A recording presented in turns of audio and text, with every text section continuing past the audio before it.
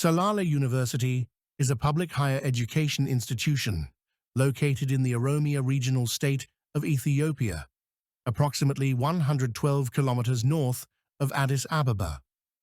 The university was established in 2015, fulfilling a long-held dream and responding to the educational needs of the Salale community and surrounding areas, while also aligning with the government's goals of improving access to education.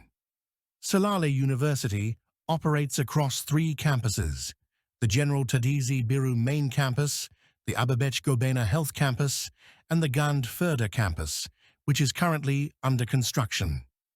The university's mission is to produce highly skilled and innovative graduates across a wide range of disciplines, engage in impactful, solution-oriented research, transfer technologies, and actively participate in community development through demand-driven initiatives.